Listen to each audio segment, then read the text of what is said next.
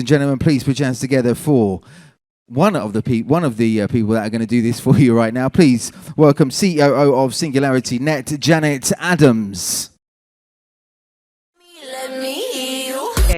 Hi, everybody. Welcome to the Global AI Show. Are you all having a fabulous day? Yeah, great, great.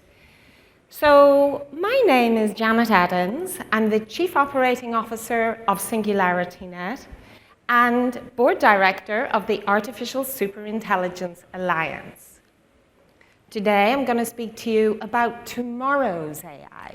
Tomorrow's AI, which is coming in fast. AGI and ASI.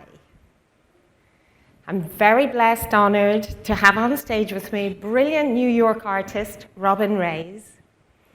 Robin, thank you. Robin flew into Dubai for 24 hours to paint for us today in what, as we understand, is a world first, combining human creativity, love, and passion with technology. And Robin is painting to the words I speak, to the vibrations of my voice, and he's painting to your energy here in the room. So this moment will be captured forever, and at the end of my talk, I'll explain what we're going to do with his art piece. So thank you, Robin, for joining us. Right, who here has heard of AGI? Can we have a show of hands? Okay, I'd say less than half. Who's heard of ASI? Artificial Superintelligence. Okay, we've got a lot to share with you. You're in for a treat today. Now, I do need a clicker so I can share this treat. The green one. Right, superintelligence by design. How do we create AI that is unimaginably more powerful than the AIs that we're using in the world today? And how can we put it to good use in an ethical way? So today's AI industry, we've seen some brilliant speakers here today. They're talking about narrow AI. Now, narrow AI is the AI that is driving most of the ROI in industry today. It can be fantastically useful. It's statistical techniques. But what we're saying is that LLM technology, the obsession of boards, the obsession of the world today, is actually super limited. And even though it's really incredibly smart in its own way at what it doesn't really bring anything like the benefits of AI that we're going to see in the next couple of years. Big tech dominate the AI world. Big government alliances. And what's our AI doing? What's it doing for humanity today? Yes, there are some instances. It's brilliant in some forms of cancer detection, but mostly it's used to sell. It's selling advertising, it's selling products. That's great if you've got things to sell. But what if you don't? What if you need help? What if you're not one of the top 1% of privileged people in the world for whom today's AI tools are being developed?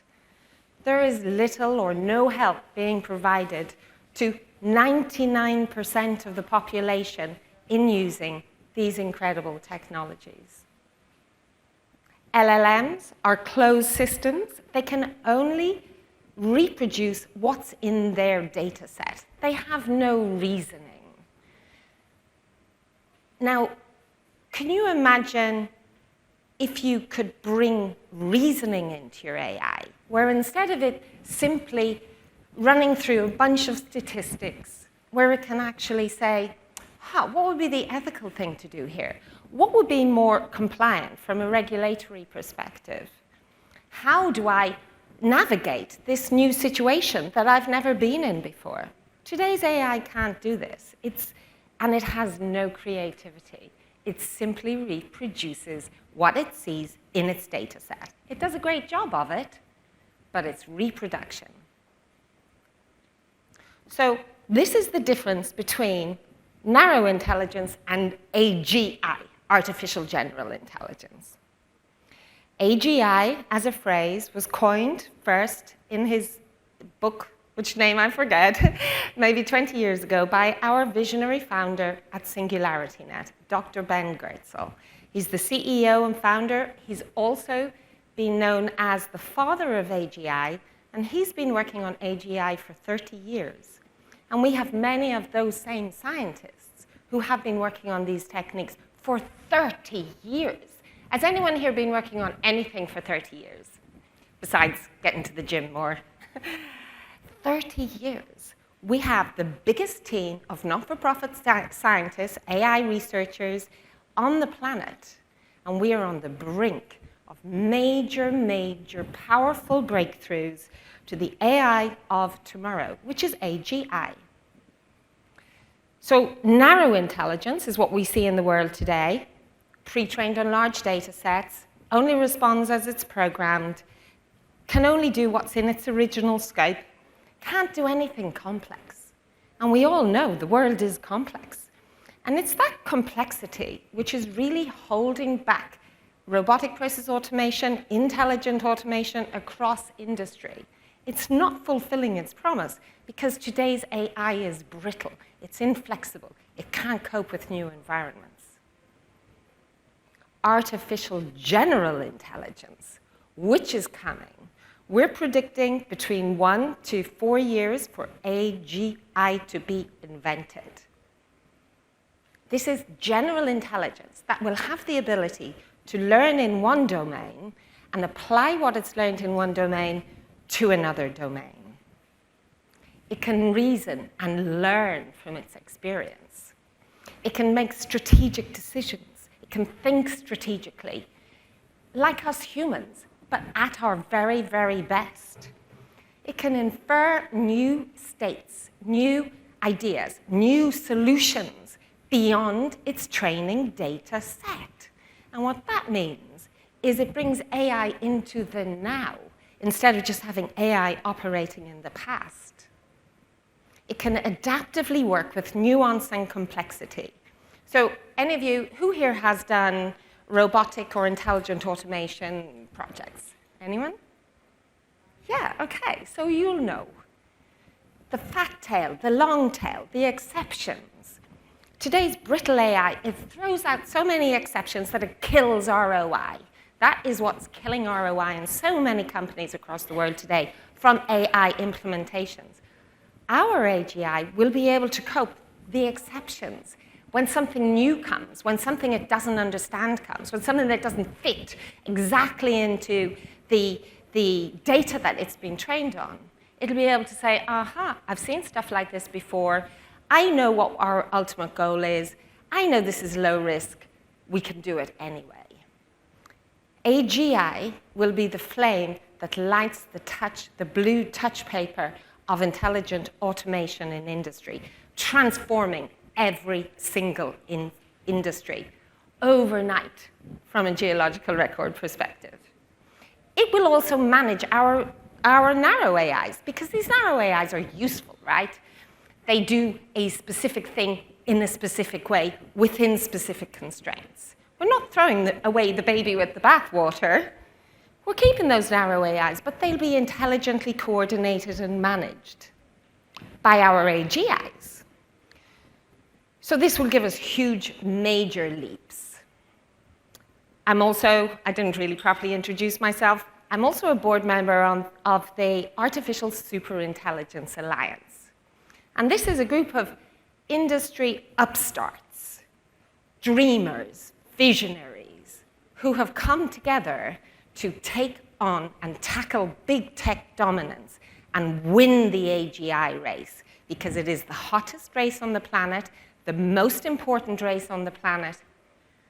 And AGI, when it's invented, which is coming soon, promises to bring the greatest, fastest, biggest wealth creation that our species has ever known.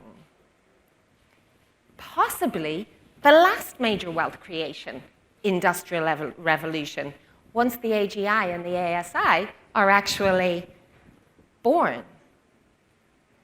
So what is really important to us is that we're globally inclusive in this next industrial revolution. Imagine, this industrial revolution, it will probably generate more wealth than all the other industrial revolutions put together.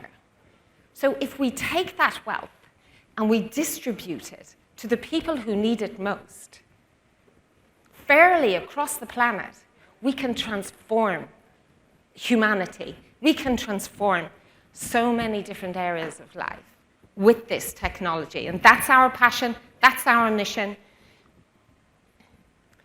How are we doing this? So, into the techie part, for the techies in the audience, we have a platform, OpenCog Hyperun platform, and it's an infrastructure for our Primus cognitive synergy architecture. What is it? Metagraph meta-representation. So we have a distributed atom space, which is a new age knowledge repository. Of course, we work with deep neural networks, we work with logical reasoning, and we work with evolutionary programming. All of these AIs can integrate and operate together on our unique platform. None of your, we can only do one thing kind of AI. We can do everything kind of AI. And by operating all of these algorithms, running on all these data sets with all of their different activation functions, their different weights and their different domains, all operating together, what we foresee is a cognitive synergy process. We can combine perception hierarchies. We're working with robotics. We can go, so things like vision and auditory, we can bring all that data, those hierarchies, those knowledges together. Processes like memory, reasoning, procedural learning. Intermediate representations, logically, so that you don't just have to say, I'm going from 0 to 100 in one step. We can do intermediate representations, and guess what? Those intermediate representations can be run through compliance departments. They can be run through regulators. We can make AI dramatically more transparent and dramatically more regulatory compliant for application in industries such as financial services, healthcare, education, anywhere where regulation is really important. We're applying it in robotics, we're applying it in bio-AI, where we have digital twins. Go check out Digital Deepak if anybody is interested in guru learning. We have Neoterics, which is behaving avatars like virtual robots, behaving in game-like environments. And of course, we're applying it to finance, we're applying it to maths. It's a general purpose technology. And it's all based on this new age knowledge repository. So who here knows what a knowledge graph is? Good stuff, good stuff. 10%. So a knowledge graph is the next evolution of databases. Narrow AI is data-driven AI.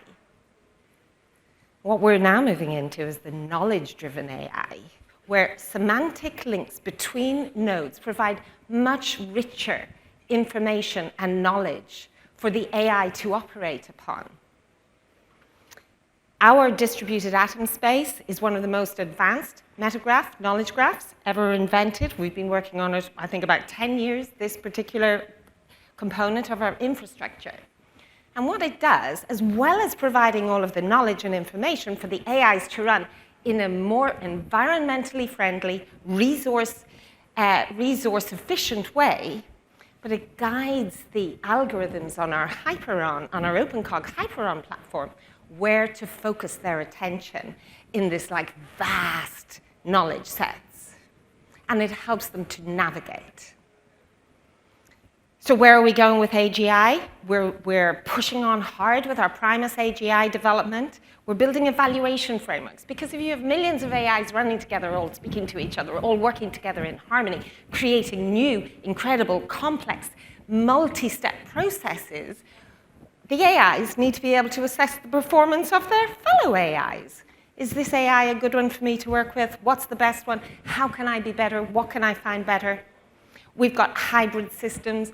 We're experimenting with transformer-based attention allocation, traditional activation spreading, for those of you from the neural network world. We're scaling, we're accelerating, and we're collaborating with communities of developers all over the world to come and develop with our tools. What are the benefits? It's flexible, it's scalable, it supports diverse cognitive architectures, it integrates input and output networks, features our bespoke in-house meta-functional programming language, which we built. We started building 3 years ago, and it is consistently ahead of its software rollout schedule. Who here has any technology projects that are consistently ahead of their schedule or on schedule? Like, never happens. I know I had 25 years of rolling out large-scale banking technology. I understand how unique this is and how incredible it is. It integrates symbolic and sub-symbolic AI components. Who here knows what symbolic AI is? Oh, you're learning so much here today. Symbolic AI is a form of AI that is much more complex, much more mathematical than today's straightforward AI tools. It was a small corner of the AI universe up until the last 18 months or so, when big tech suddenly realized that they've gone as far as they can with neural AI, and the next thing we need is symbolic. Everyone's jumping on the bandwagon. Oh, we are the bandwagon. We built it, we made it, we're pulling it, we're right at the front, and we're inventing AGI. And as you can see, super proud of it. It'll be self-improving superintelligence. So after AGI comes artificial superintelligence, AI that is smarter than humans. We're building the world's first AGI supercomputer. Now, today's AI, based on deep neural networks, requires a certain type of compute, GPU compute. The way deep neural networks work, they work through feed-forward backpropagation techniques.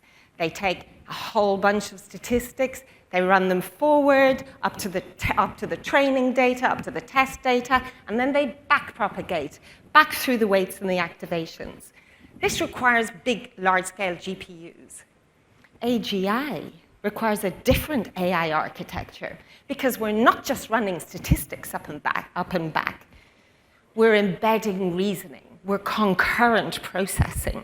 We're inserting symbolic logic into the layers of the deep neural networks. We're continuously combining.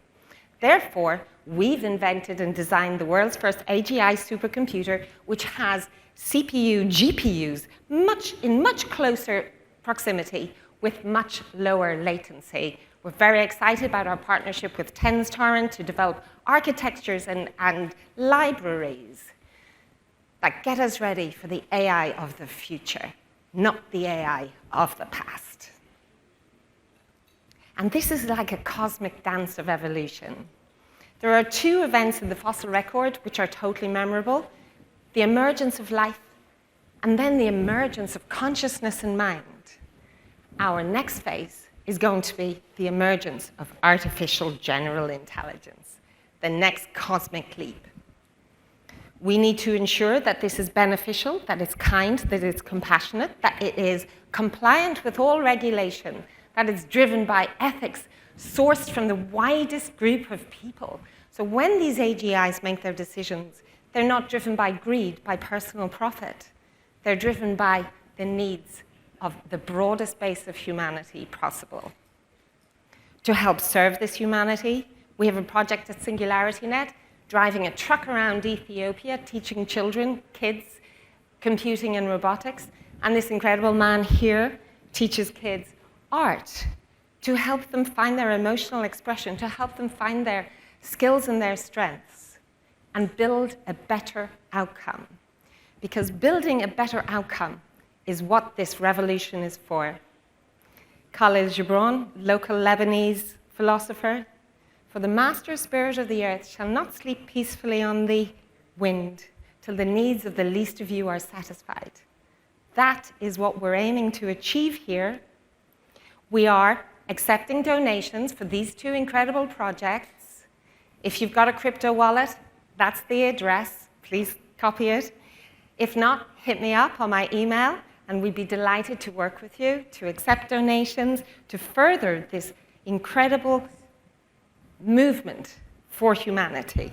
Robin, a closing note from you. Thank you. Robin has been painting this painting, and it's available for sale. Come and find us. Look for the pink Hi, dress. everyone. Thank you for having me here. So I painted this with the energy of our first talk and the energy of this last one. And this is what I created off just vibration and energy that you guys gave me.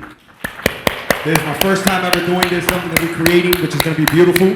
So this is going towards inspiring the youth to find their God-given talent, find themselves, and develop that into a brand. So with your donation, you guys will be able to actually help us continue this mission. And whoever wants to buy this piece, and there's another one I have around there, come and see us, and let's make this happen. And thank you so much for having me, guys. I appreciate you so much, all the way from New York, Brooklyn. So there you go. Ladies and gentlemen, hands together for Thank you, Janet Robin.